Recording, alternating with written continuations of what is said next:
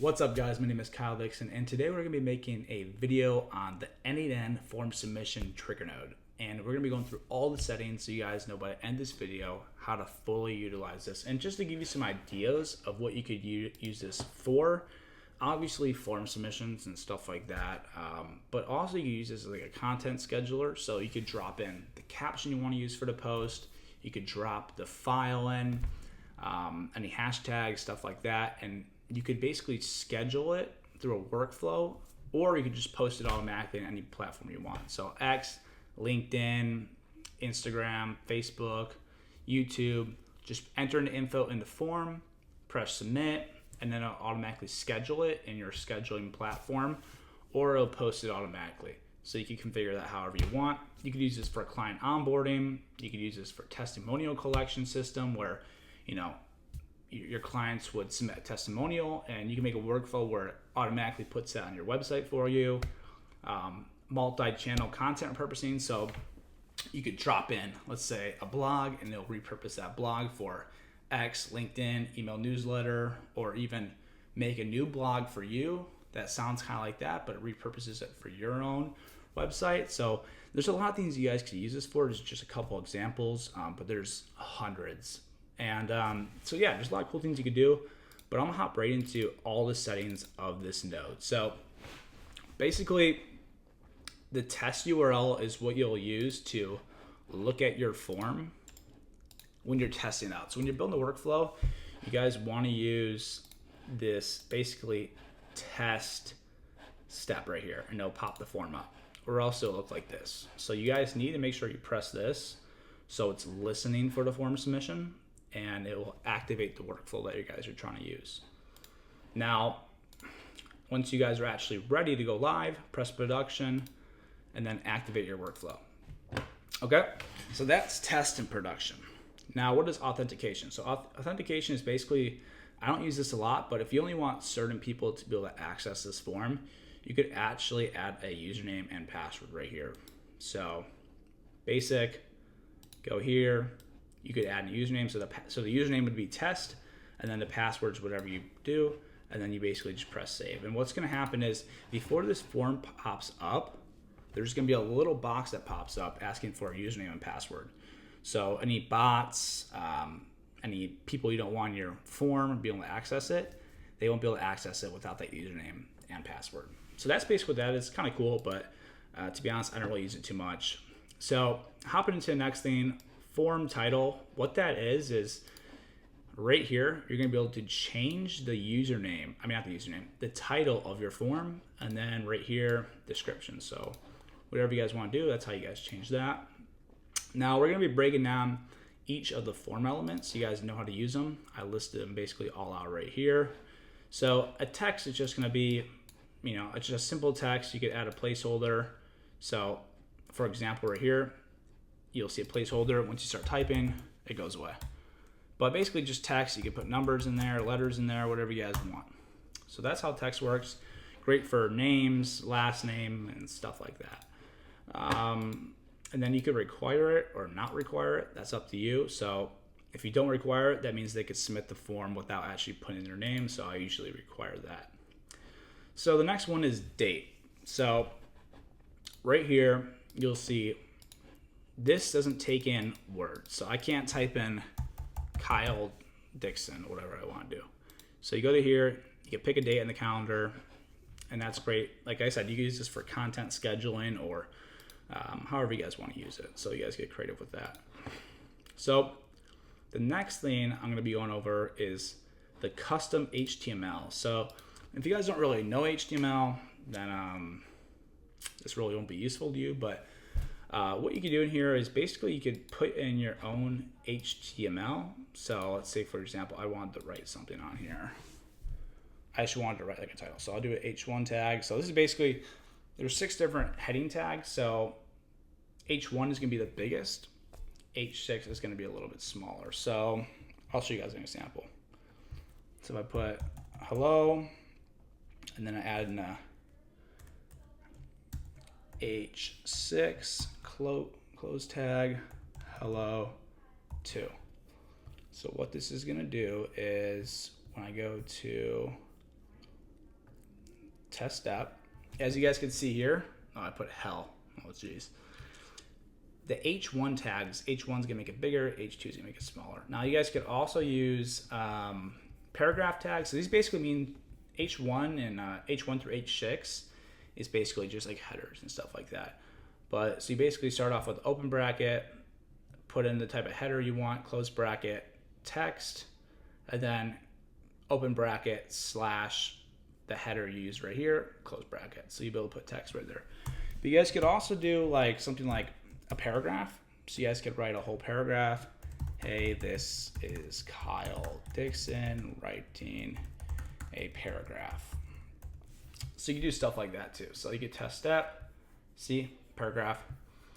You guys could also do images. So right here, if you want to add a company logo to your form, to make it more customized, you guys could do that too. So I'd recommend doing something, obviously up here, not in the middle of the form. But basically that's what that is. So just custom HTML. HTML stands for Hypertext Markup Language. It's used basically on the whole internet to write the actual content of a web page. The next thing you guys could do here is, I'm gonna come back to this later because I want to show you guys something that's very important. It kind of sucks with n8n, but I'll get back to that later. So drop down list. So basically going to the drop down list, you guys could put option one, what are they looking? They're looking for a website. Are they looking to do ads? Are they looking to do cold email campaigns? And you guys could also set this to multiple choice. So if I test this step, see that? They could pick multiple ones. So that's kind of cool. The next one is the email element. So right here, email. So click content, email. You guys can put a placeholder in there to give them an example. But basically what this is gonna do is, if I just do this, it's not gonna actually validate that email. So it has to be some type of email in order for the form to submit if it's required. See something like that, it goes away. But if I just do this, it's not gonna validate the email. So that's very cool, because if you do a text one, they could, misconfigure their email and it won't let them know. But with this, if you do it wrong, like lol@geek.com, it actually does take that. But essentially you need the @ symbol in there. So that's good to know, so they don't just type in something random. Basically make sure you get their email address. Now the next one is a file element. And what this is gonna do is people could drag in, files. And this is what I was talking about with the content scheduler, which is pretty cool, or the testimonial system, is they could drag in their testimonial, or you could drag in your content and you could post it straight from this form. Okay, so that's the file one. Now the next one I'm gonna be going into is, before I go into the next one, I just wanna say something real quick. So this, you could actually configure which files you wanna accept. So if you only wanna accept JPEG, PNG, you could declare that, or you can just leave it blank and accept any type of file. So that's pretty cool. The next one's hidden field. So if you guys see in here, I put the title as hidden field, but you don't see it. So basically, I don't really use hidden field too much, but it's essentially used to basically pass data. So I wrote some notes down here so you guys could see some examples. So, holds data invisible to users, useful for passing information behind the scenes. You could set default values or populate it with query parameters. So use cases, example is pass a user ID from a previous step, store a session token for security, track the source of the form submission, website email, pre-fill a campaign code for marketing, include a timestamp from the form access, send metadata like form version number, pass a referral code automatically, store a unique identifier for tracking. So there's a lot of different things, but it's mainly used to pass data. So if you guys aren't passing data, you guys really won't need it.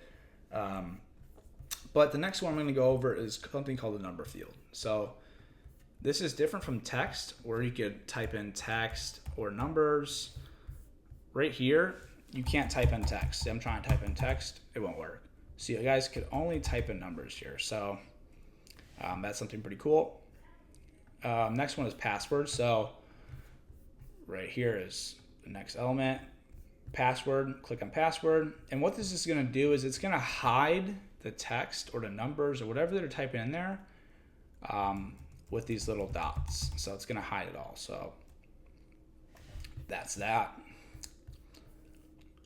The last one is text area. So I use this for like comment section or like additional info. So this gives them more like space to type. It's a bigger box than just the traditional text field. So that's just a traditional text field.